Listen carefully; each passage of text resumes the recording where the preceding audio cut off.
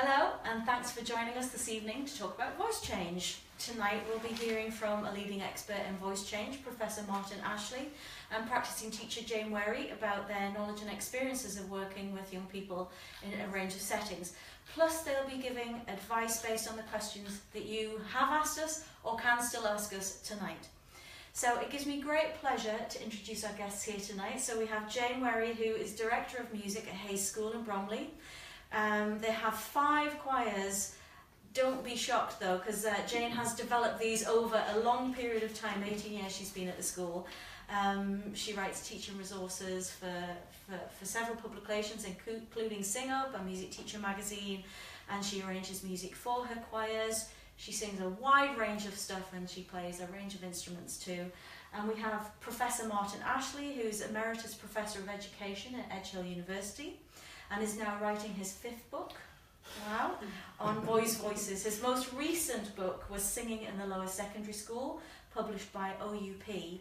And a spin-off from that book was the OUP Emerging Voices series. We have a song on our website actually, Beating for Different Drum, which is fantastic.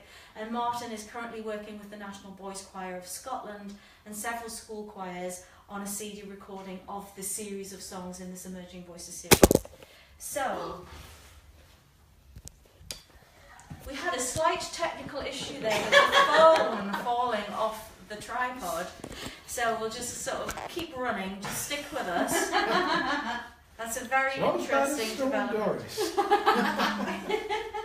So just to set the scene and get us up and running with the discussion, to what extent do you think boys like to sing? I think I know what you're going to say, but I would love to hear from you anyway. Well, do boys love to sing? Of course they do. Everybody loves to sing. And if you doubt it, go and stand outside their bathroom. Okay. What stops them, I think, is the same as stops anybody. It's because you feel like you're bearing your soul when you sing. You feel that people can see right inside you. And that's what puts people off. But if you can give them the confidence and make it a safe thing for them to do, then yeah, they enjoy it. Absolutely, they love it. So if that's the case, why do so many teachers tell us that they find it really hard to get boys singing? Well, I hope I don't make them even more anxious. But the answer I would definitely give to that, because I've looked at this, for years now, is that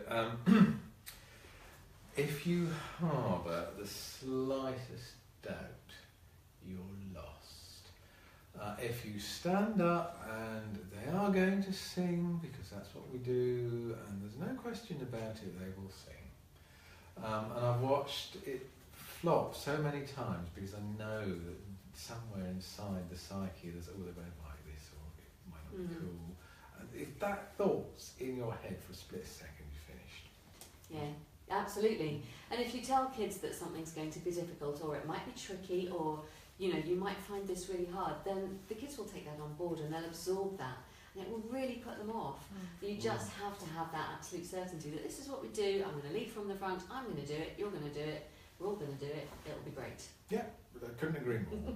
So, can anyone develop voice singing in a school? Yes. Yes. Okay, are there any key factors that need to be in place to make voice singing happening in school? I would say that a characteristic that is common to the schools where it does happen, apart from the fact that the music teacher is passionate and believes in it, so is the head. You've got a supportive senior management, and I would also go as far as say as supportive PE teachers, people who influence boys' attitudes.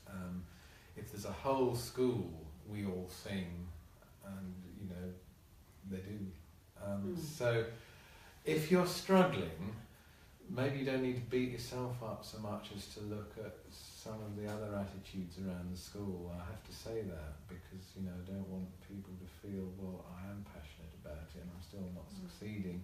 Everybody's got to be on board, would you say? Absolutely. And do you think you need to be a singer? No.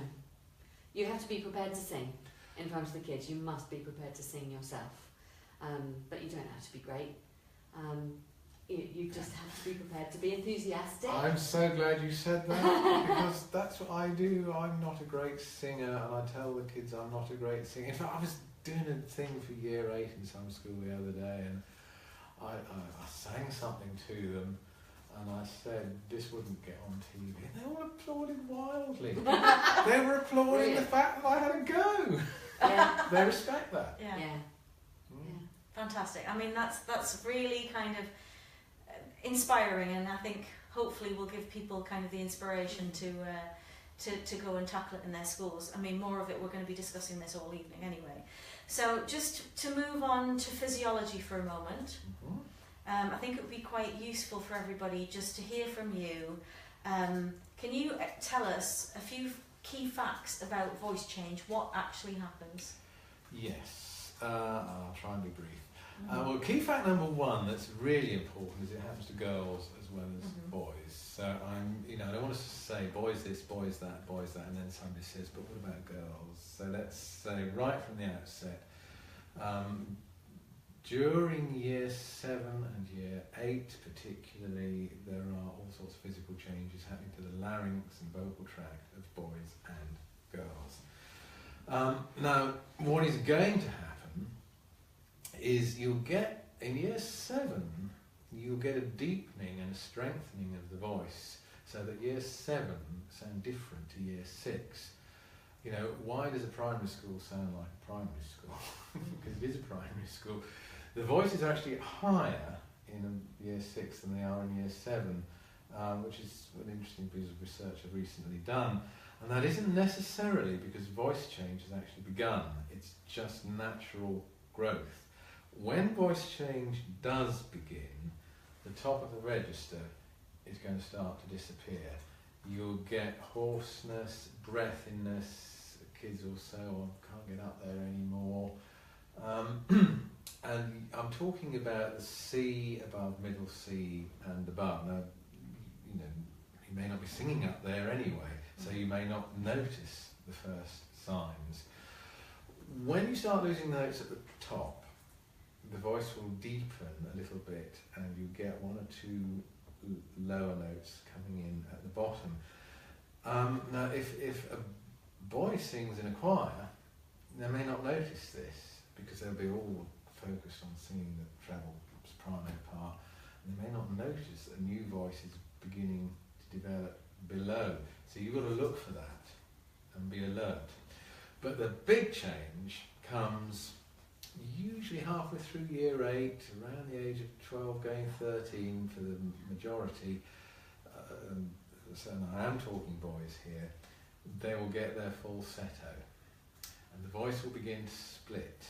And if you ask them to glide down the whole singing range, the boys for whom this has happened, the voice will jump. You'll hear it going from the falsetto quality down into what we call the modal quality. And there'll actually be a very audible change. And for people who don't sing regularly in choirs, there may be a gap around middle C up to middle E, where they actually won't be able to sing any notes. And if you pitch your song so that the gap is right in the middle of your song, you've got it totally wrong. So you've got to be aware of this new voice beginning to develop and the emergence of falsetto. Just quickly going back to girls, breathiness is often the real giveaway in girls, and when a girl's larynx is growing, more than boys for reasons we don't understand yet, the vocal folds often don't fully close in the girl's voice, and you get what's called a glottal clink, and that's why you get this breathy tone. But girls will also get a bigger, what we call passaggio, join between different parts of the voice. Just as it develops in the boy, it will develop in the girl, and parts of her voice will disappear. And if you haven't shared with the girls that their voices change, and that you, their teacher, know that, they'll start getting worried. They'll say, "Miss, what's happening to my voice? Why can't I sing anymore?" And they'll think something terrible's happened. And often the breathiness and the hoarseness is ascribed to laryngitis or a bad cold, which won't go away. So I've had this cold for 4 months, and there you go, and your voice is changing. Right. That's, I'm trying to be brief. Yeah, I know. Very interesting. So what practical things can teachers do to keep boys and indeed girls singing through those changes? Well, keep singing. It's very important to share with your pupils that voices do change, and that if they are in year 8 or year 9, even year 7, we've got to expect this to happen. It is natural, and you can't get a perfect singing range for every voice if you're singing, together. So if the note is too low, don't try and sing it. If the note's painful, too high, or your voice cracks around that note, just leave it out. And mime, it's really important to say that, to give kids permission to live through it.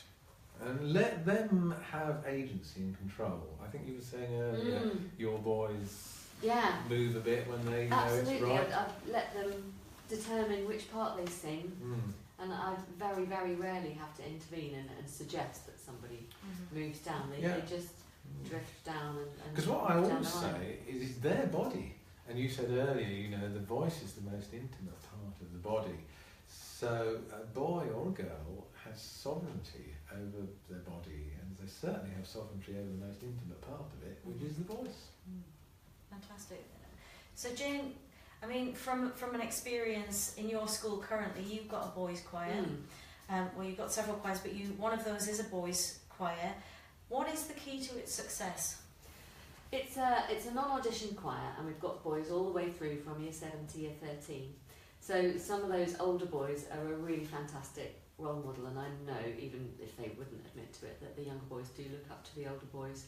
We've got some fantastic male staff in the boys' choir as well, and it's great for the younger kids in particular to see teachers coming along and see teachers who aren't music teachers coming along and being part of it, which is just fantastic. And I think also there's a real culture within our choir that we've managed to create, that we're not that fussy about small details. I've never really achieved a super polished performance from them, but what it does have is great enthusiasm, and they sing with a real love of singing.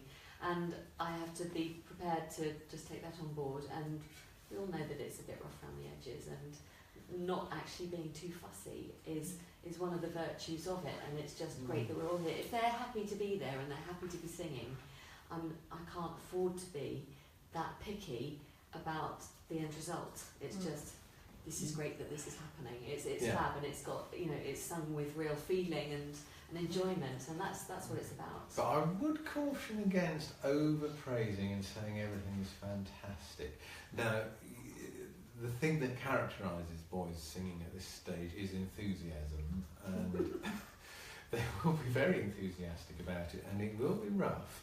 But I would say that doesn't mean every time they open their mouth, oh, it's fantastic.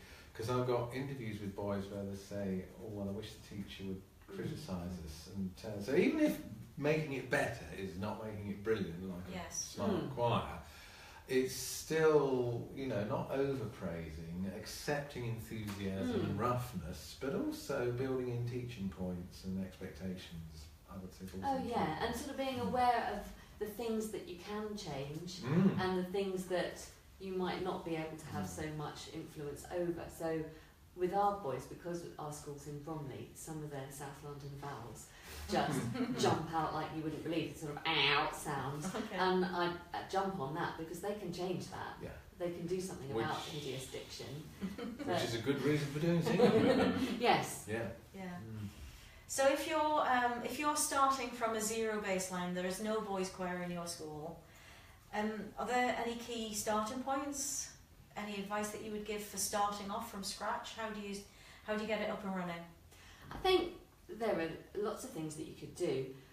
Ask the boys what kind of songs they'd like to sing, see if they've got any ideas as to repertoire, and maybe let them, and obviously you have to veto some things because they'd just be impossible or completely unsuitable for other reasons, but take their choices into consideration and maybe do some of the things that they suggest. And also sometimes it can be great to organise an event saying, we are going to need you to sing at this prize giving event, or go and visit your primary schools and sing to them, or just something that we need you to do this, because that feeling of we're needed to do this. Sue Hollingworth said something fantastic a few years ago, and she says you've got to put your choir on a bus, and I thought that was such a great You've basically got to have something to aim for, and it's the social aspect of it that's so important. Go to Cornwall and meet Angela Renshaw. Yeah. She did. She's got Yeah. a project. I don't know if she's still running it, called Boys on a Bus. Oh, really? Oh yeah, they go all down the Atlantic Highway and they keep getting out and singing, and when they get to Truro, the entire city joins in, you know. Fantastic. Boys on a Bus. Absolutely. But you mentioned also, you know, talking about role models, but you can make the little ones role models, as you just said. If the year sevens go back into the primary school and sing to them and say, look what you'll do when you come to big school. And I know a number of schools that have Yes. done that with great success. Thank you. Is there anything about timetabling, or, I mean, that you think's important? It's the music PE thing needs Absolutely. thinking about. Mhm. I know all of our rehearsals are at lunchtime, and most sports things at our school are after school, so we don't get too much clash. But there have been times when I've come to an arrangement that they do choir one week and cricket practice the other week, and that they alternate. So I've been prepared to compromise on that, but that can be a real problem with the boys. It's not easy, but a compromise is interesting because you have to compromise, the PE department has to compromise. That's part of what we said earlier about a whole school ethos. We did have a conversation in the rehearsal about tutor time. Yes, yes. I've known more than one school that has made, let's say, a profitable use of tutor time by giving the boys the option of coming out to sing. So we should start a movement tonight, which is reuse your 15-20 minutes in the morning, take your register, and then do some singing. Yeah. Absolutely. Yeah. And, you know, and a boy who's a little bit insecure, he can always say, oh, I do singing to get out of tutor time. Actually, secretly, inside the boy, that's not why he does it. He does it because he enjoys it, but he needs that face. He has in permission. front. He has permission, Yes. you know. And again, if you've got supportive senior management, the other thing you didn't mention was Jaffa cakes. You don't ever bribe them, do you? Well, we don't actually, but Most I schools do. know many schools that do use cake and biscuits and all sorts of other Yeah. carbohydrate forms of bribery. I've seen it in several schools, you know, actually tutor time, it's toast and singing time. Oh, really? Excellent. Oh. Yeah. And you mentioned earlier that you've seen it successfully work in primary school, where the boys are just given time off timetable. Yeah, I To mean, sing. it's not rocket science. I'm thinking of one school in particular where I went to watch the choir rehearse at lunchtime, and the head teacher came down to turn pages for the pianist. Now that says something about attitudes and priorities, doesn't it? But in that school, the head teacher said half an hour on Friday will be timetable time for the boys to sing. They've got 140 of them in their choir. So it is priorities and values and commitment from senior management, but don't undersell it, you know. Music and singing are really important. They're worth half an hour of curriculum time. I think at primary level, it's, you know, some schools are really going down the exam factory. We've got to, you know, get them ready for their SATs, and music is seen as something that's expendable. We're really lucky in Bromley in that we've got some amazing things going on at primary level, and more of the primary schools, the Music Hub has got them on board, and they are designating curriculum time for specific, quite a lot of really good quality specific musical. And of course it brings so many benefits, apart from self-esteem and developing whole school community. That's lovely, thank you. But I just wanted to move on to talk about songs and arrangements for changing voice, because we've already touched upon the fact that actually you need to be a bit smart about what you choose to sing. So have you got any advice about kind of what are we looking for in songs and arrangements to use with, you know, with voices that perhaps have a small range? How many times have I used the word transpose since the camera started? Not enough. Not enough. Right. Transpose. Seriously, keep the range small. When voices are changing, the range will contract, and you want to keep away of that danger zone where they're at the top of what we call the modal voice, and maybe the falsetto voice is just there and might crack in. You've got to keep away from that by keeping the range small. A sixth is ideal. We were talking about that the monkey song. Now I saw her face, now I'm a believer. You know, and when the saints go marching, it's perfect fifth. Small range, but instantly transposed to wherever your singers are. So how do you know where your singers are? How do you know where in the voice change they are? There's various ways of doing it. Now, I'm going to explain, I think you asked me to do. Yes, please. There's the Irving Cooper method. I'm being very honest here. It's I didn't invent it. Irving Cooper was the guy who came up with the Cambiata system in the States back in the 1960s. I've adapted it for English kids, but the principle is the same. You do use, so when the saints go marching, which every child knows, you, with a new class, you don't know them, you get them all singing it, and you join in, and you say, keep going. What key do you do that in? D. Okay. Start in D, and you will find that any boys whose voices are some way through change will automatically drop an octave. They'll be singing it down in the tenor octave. So you keep them singing, and as they're all singing, you say, come on, keep going. You go around the class, and if you detect somebody singing down the octave, you just say, okay, sit down, quiet, you know.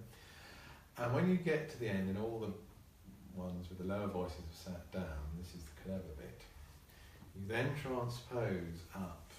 Fourth usually works, so up to G or A flat or something, and start again, and you get the same thing happens.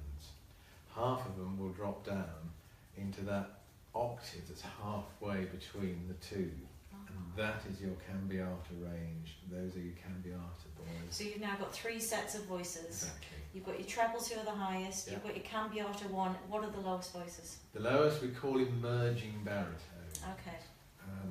Because they're not tenors, they're not basses, they shouldn't, any more than girls or sopranos or altos, you know, they're part 1 and part 2, and they should swap between them. So yes, if you think of unchanged voices, Cambiata, changing voices, and baritone, newly changed but still to develop and settle voices, that's what you'll get. Where do you slot these boys into choirs? Where do they go? I think you've just got to be really flexible. I've found it, I love things that are arranged in 3 parts, even better if they're called part 1, part 2, part 3, as you said, because it just takes that whole classification thing away from it. But some of those things that are specifically for young voice arrangements, where it's S-A-B, where the B part is not that low, so that the parts are quite close. That can work really well. Another thing that I found works really well with my boys' choir, where we've got everything from year 7 to year 13, is to do simple 2-part stuff, but let them sing it in the octave of their choice. So we end up with 2 parts twice, but that can be really effective. And they can do that in the middle of an ordinary curriculum music lesson. Oh yeah. You know, you can say to the boys, if this is straining a bit, drop down the octave, you want to come back up, and they do, they can and they will. Yeah. The other thing there about where Cambiata fits in, and I'm talking choir here rather than class music. A traditional boys' choir might be soprano, alto, treble 1, treble 2, treble 3, whatever you want to call it. And that's really for unchanged voices. Then you'll get a sort of young version of a male voice choir, you know, high tenor, low tenor, first and second bass. And that's for changed voices. Now the whole point about Cambiata is it's halfway between the two. So a Cambiata choir would cater ideally for voices that are not soprano, alto, but not yet tenor, bass. If you can do that. If you can't, as like you say, fit them in where you can and give them permission to miss notes out and change parts when they're ready, because that could happen within a 12-week period. I've got a recording somewhere of, you know, people can't believe it's the same boy. Yeah. His voice is going, woo. Sometimes, sorry, just to yeah. add one more thing in there, sometimes it can be really great to use things that are in multiple parts but were originally done by male groups where some of them sing falsetto. So I'm thinking things like Beach Boys songs can work really well, because some of the boys whose voices are changed and established love to do the falsetto parts, but also the trebles can do those parts too. And it can sort of be a bit of a fluid sort of thing. And also the things like the arrangements of the male songs from things like Pitch Perfect, because the top parts there were originally done by falsetto adult males, and they can really work, and the kids really like them too. Actually, we've got a question in from, I think it's Rebecca Viels, sorry, I don't know how to pronounce your surname, Rebecca. Just to build on that, she's asking, should I always keep a small range? How small? Or does it depend in each case? I mean, could we answer that for Rebecca? Well, we've already said aim for a small range, and music that's arranged for Cambiata voices will have a smaller range than traditional SATB stuff. Can we specify what she asks? What kind of range are we talking here? You mentioned a fifth, did you, or a fifth, a sixth, an octave is possible.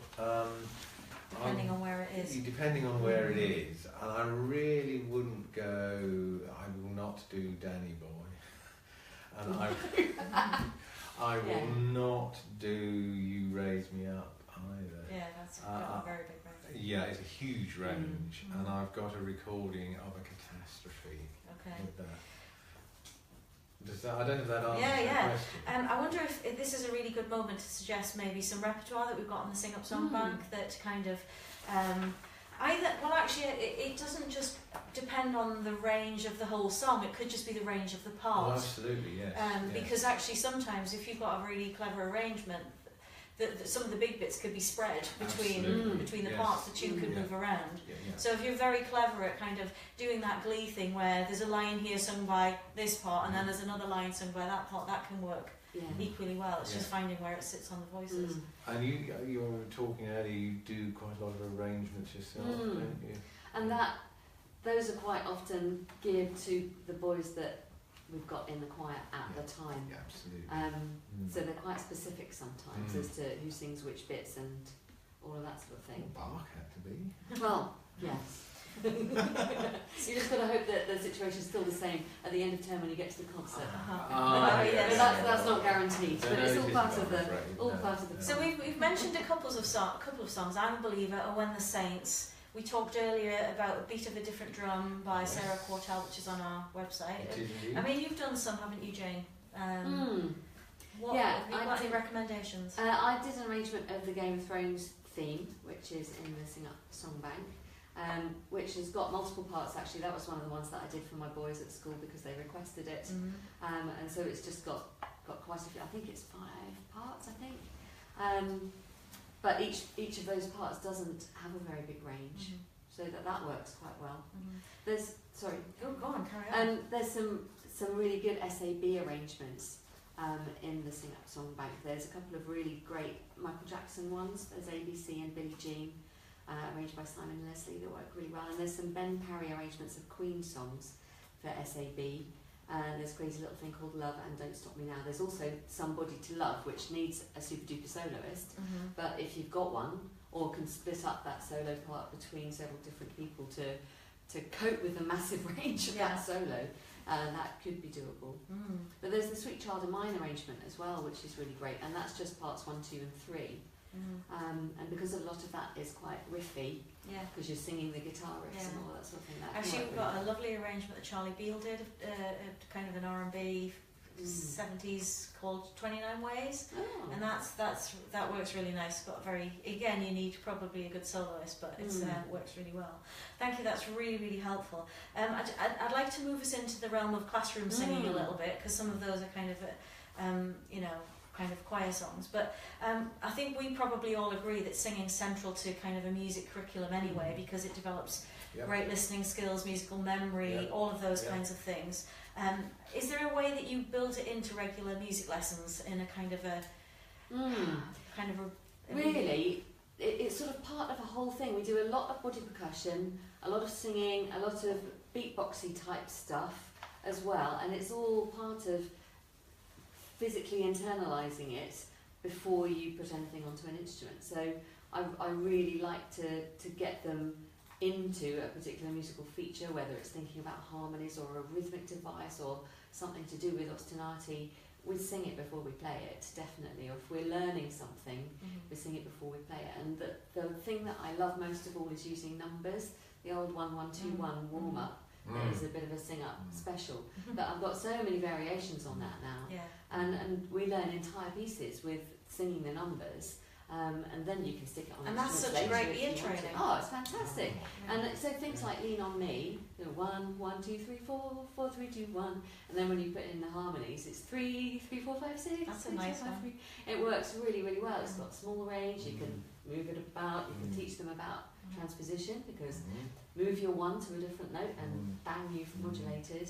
Yeah. You know, it's just making something physical, whether it's body percussion, singing, beatboxing, waving your arms around, before you do anything on instruments. You know, that's just the guiding principle between everything that we do. I couldn't agree more. Sing before play. You know, transpose, sing before play. And can I just say, I went into a school and the kids were year 7, I think, and there was this lad. He was plonking. Actually, I think the tune might have been Danny Boy, but we'll pass over that. This lad was plonking the tune out on the keyboard, and he was going da da da. Oh, that's not right. Da da da da. That's it. I said, "How did you know that it wasn't right the first time?" And he looked at me as I was a complete lunatic. He said, "Well, we just sung it." Yeah. It is so obvious and so often not done in music classes. Yes. Sing before play. Yeah, and that leads very nicely to a question that we had from Terry, actually, because there's something about singing and playing and singing that what starts to happen is you trust your intonation. You trust that what you hear, that you can play, or what you sing, whichever way around you do it, that they are the same thing, and that kind of begins to develop a really good sense of pitch. But Terry's question was, how do you help boys with intonation issues without making them feel too much of a focus in front of their peers? So there's a few things in there, isn't there? There's one about the peer pressure, and there's one about kind of the intonation issue. Do you want to go first on that? Well, I would want to come back in a minute and just explore what we mean by intonation. But, I mean, what's your immediate reaction to that one? I mean, I would never single anyone out in a rehearsal or a class anyway. Yeah. I mean, I would agree with you. I certainly wouldn't single them out. There's a question, isn't there, about... I mean, you wanted to talk about pitch matching or intonation. Yeah. I wanted to be clear that are we talking about intonation, which is fine-tuning and blending in a chorus and listening to the other singers and adjusting to achieve a uniform pitch? That's not the same thing as pitch matching, which is where I play a D on the piano and say sing this note and the kid sings a G sharp below it or something, because they're not, pitch matching. So you've got to be clear which of the two we're talking about. If it's just poor intonation, I think you're into choral technique and listening and breathing, and often if the intonation is poor, it's because you pitched it in the wrong part of the voice. So they're struggling where, if they're at the top or bottom of the tessitura, comfortable singing range, you will get pitch compression. So, a third will be less than a third, because to get to the full third, it's just straining the voice. So it might be that. It might be sort of breathing issue. These are all sort of quiet things. And working on the passaggio as well, if they're not knowing how to change the register of their voice.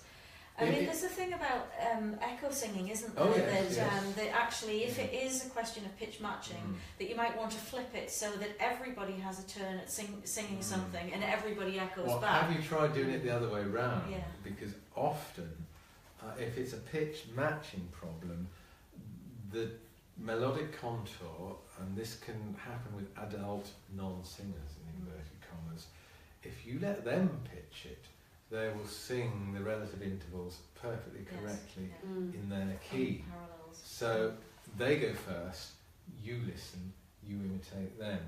That's, I don't know how many people do that and thought of doing it that way round. Also with pitch matching, quite often there's an element of panic. Yes. In that, it's like mental arithmetic. Yeah, they'll sing a note back really quickly without really listening and taking the note that they hear in. So it's a panic response, and it's, you know, they need to be given time and to be really sure, no, listen to it, think about it. Yes, I would agree with that, and I'm desperately trying to think of the other thing that flitted across my mind a minute ago. It's all a question of trial and error as well, isn't it? You know, you just have to figure out what's going on. Yeah, I know what it was. This business of tone deafness is wrong.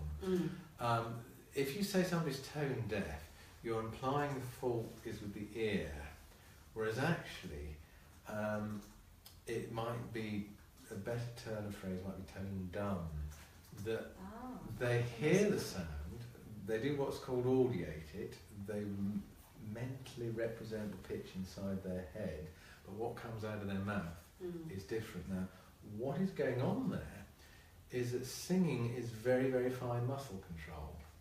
You're stretching and, you know, the different muscles of the larynx, incredibly tiny, minute degrees. And this may not be universally popular with the boys, but there's been research that girls are actually better in fine motor skills in PE. And that's why girls can pitch match better sometimes, because it's this fine muscular control. And the only answer to that, you know, if you throw a beanbag and miss, you've got to improve your fine motor control. You have to practice. You have to practice. Okay, great. Yeah, and then practice moving toward it. In fact, it's quite a good analogy. In fact, I don't know whether it's still going, but I'm sure it is. If people Google for some software called Sing and See, it's brilliant. It's a real-time visual display of pitch. And you sing into a microphone and you see a little blobby thing moving along with a line coming behind it, and you can visually move it to the exact pitch band on the screen. Oh, it's brilliant. Great. It's brilliant. And you can use it with uncertain singers whose pitch is all over the place. You can also use it with cathedral choristers who will find that their perfect fifth is not quite as perfect. I'm a little bit conscious of time, and if anybody wants to ask a question, please send it in. We have actually already got some questions that we've been collecting over the coming weeks, so it would be great to dip into those. The first one's from Natalie Windsor. She says, the parent of one of my 12-year-old promising female students came to me a few weeks ago very distressed. A male teacher of her friend's daughter had advised that she should stop singing lessons for a few years while her voice changes. I was horrified. My student's mum was worried she should not go ahead with her grade exam, and it was tricky to explain transposition, correct passagio to her. I wanted to share this because it's bad enough telling lads to stop singing during pubertal changes, but a 12-year-old lass. So, should she keep singing? Yes. Yes, of course you should. Yes, why ever not? Yeah, I mean... It's not an illness. No, Is it? No, you put that very well. Voice change is not an illness. I'm slightly... No, I shouldn't be surprised at this, because most bizarre things get said. I would say that if she's having singing lessons, let's hope it is with a good singing teacher. Because, you know, the girl's voice will be changing, and damage can be done by a singing teacher who does not understand adolescent voices. So under extreme circumstances, a singing teacher who hasn't a clue about adolescent voices might actually be worse. But assuming the singing teacher is sympathetic and reasonably knowledgeable. Okay, so keep singing. Keep singing, yeah. Yeah, so I'm going to fly through these if you don't Yeah, mind. of course. And we've got such really good questions. Thanks for sending them in, everybody. So from Stuart, advice please. My 13-year-old son is taking grade 4 in 3 weeks' time. His singing is a mess due to his voice being broken but not yet steady. It swings from high to low with no control on his part. Any advice would be welcome. Even la la la is a disaster. Well, he can't do his exam. He's going to have to do it again when his voice is settled. Yeah, look, things happen. I'm not sure, do you think it's a grade 4 singing exam? Is that what you read from this, or a grade 4? Well, I'm assuming it. Okay. I'm assuming so. Yeah, I mean... and if it's the oral tests in any other grade exam, then yeah. Probably give it a go. I mean, and you can whistle it back or play it, you know, when you have to do the singy bits in an oral test. I think you can even play it back on your instrument. But I mean, there are two issues there, very quickly. One is that, you know, bad things happen. No, as I said, bad things. Unfortunate things happen. You know, you catch a cold, right? Your voice changes. And if it changes at the crucial moment when your grade 4 singing exam's coming up, well, you know, it's like Storm Doris, I couldn't get it. Stuff happens. Yeah. You just rearrange it. You just really, you just got to go with it. You can't fight nature during voice change. Okay. We did have a couple, I'm just going to mention this, if Laura and Marley are interested, they both have questions kind of about voice change and gender transitioning. So we're busy trying to collate some kind of responses to that, so we'll get back to those people separately. From Joe Shaw, how often should you range test the boys' voices? If I said as often as you can, that might in practical terms not be that often. What I would say is have the boys involved in the process, and if the boys have got iPhones, they can download. Use this Sing and See. There's the Sing and See, but there's also an app which I developed with a colleague called Speech Test, and the boy just downloads it onto his iPhone. He goes 20, 19, 18, 17 into his phone because it gives him the instructions, and it will tell you where his voice is. And the boy can say, I'm a light green shirt now. If you understand about Speech Test. And, you know, get kids are all into putting their height on the doorpost at home and put their voice pitch on it as well. It's fascinating. So as often as possible, which in the practical situation is probably not going to be that often. But I'll definitely tell my boys about that app. You'll get them onto Speech Test. Oh, yes. And you know, as I said before, in my choir, it tends to be sort of self-regulated, drifting down the road when they feel they want to change to a different part. But you've always got to remember that it's their body, their voice, and they're interested in what's happening to them. And make a virtue out of that. Talk about it, you know, discuss it. Yeah. Be open and honest and transparent. Transparent, absolutely. We've got a great one from Sharon Mari, because we've mentioned this breathy issue. I've just started teaching in a school and have one student whose voice is changing. He's very breathy when trying to get into his upper range because it's not fully developed. How can we work with that breathiness? Sometimes I get them to focus on cultivating a bit of twang. Okay. Yes. How do you do that? Get them to focus on some twangy sounds, so maybe sing up and down a scale, up and down a fifth, but do it maybe to a little quack, quack, quack, quack, quack, quack, quack, quack, or a little witchy kind of. Witchy noises. Lots of and sort of creaky door sounds, just to get a bit more nasal resonance in, can cut out a little bit of that breathiness sometimes. Right. But the other thing I would say is, I mean, I said don't do it, and you thought I was being flippant, but actually a constant breathiness can damage the voice, because what's happening is air is passing between what we call the epithelium, the outer layer of the vocal folds, which need to be mucus lubricated, and if you dry them out, that will do quite a lot of harm. So another solution would be to avoid the breathy part of the voice, and it could be difficult if this is the only boy in the class who would sing down the octave. he's going to find that hard because he'll stand out. So sing gently and don't expect perfection. And where was that breathy part of the voice on a changing voice? Well, it'll be in the upper part. It'll be in the upper It's part. where the falsetto will start to Right, develop, okay. where the vocal folds are not completely closing, across the whole depth. That's where you're going to get the breathiness. So it is a natural thing. I mean, I once tried to get a boy to sing with a candle in front of his mouth, the result of which was I got wax all over his mother's car. He should sit right his hair. Just to go back to a question we had, we've got a question from a pal of yours, Andy Brooke. Oh, Andy. Andy says, is the app available for Android? Not yet. Okay, we've got that question. I want to go back to actually Joe Show. So Joe Show had a question around good times to do singing, so it doesn't clash with sports. So I think we've answered that question.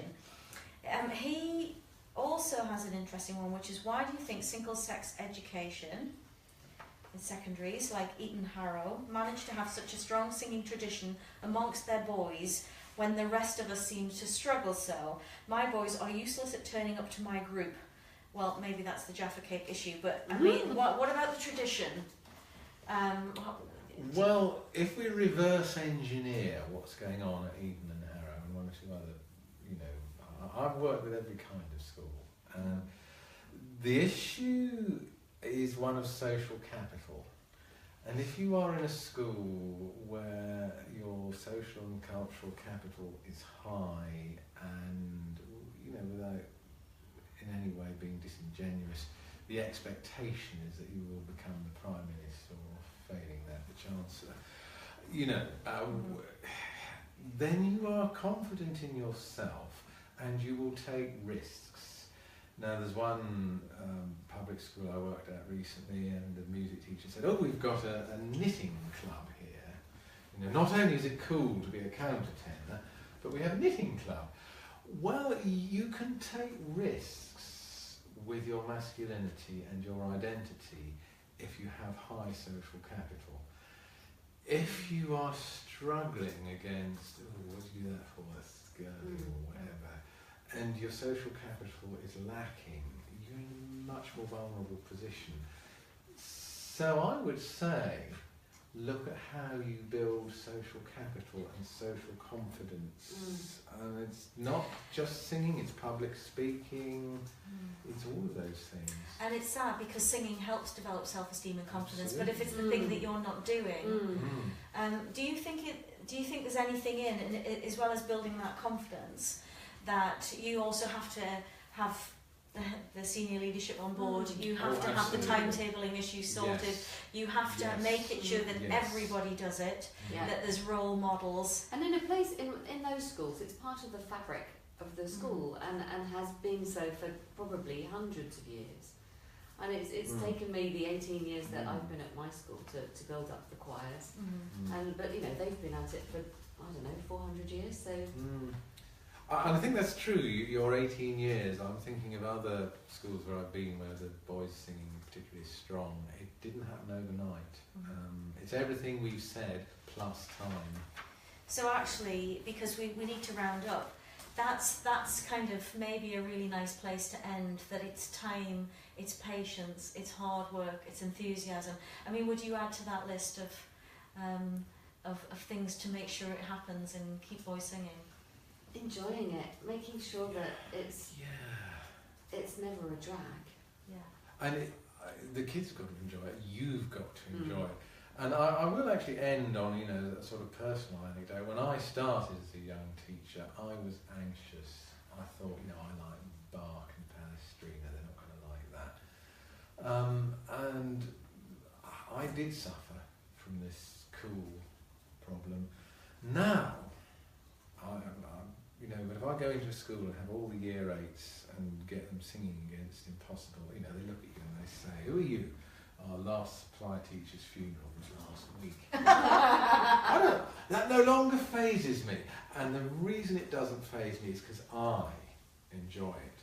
I think it's great fun being with those boys, having a laugh, getting them singing. And so that personal attitude that you are enjoying it, and I know that's easy to say from the privilege of being a professor who only goes into schools when it feels like it. But if you can have that enjoyment, your sense of fun through what you're doing with those lads, it's going to work. And not make it too high stakes. You know, it has to be low stakes enough that anything that goes wrong isn't a problem. It's a laugh. We get up and we try it again. Hope that it goes better the next time. Totally agree. I'm just very conscious of time, and we kind of wrapped up, but we had a really last quick question from Pam. So I want to squeeze that in, and I did also want to say that from Fiona, she'd asked a repertoire question, but I think we'd answered that. We'll try and notate all these question and answers and put the video up afterwards. So, you know, if we've missed anything, we'll try and come back to you. But Pam said, I have a smallish year 6 boy who's very breathy, particularly higher up. Is it possible that his voice is starting to change? Oh, yes. Or is something else going on? Oh, no.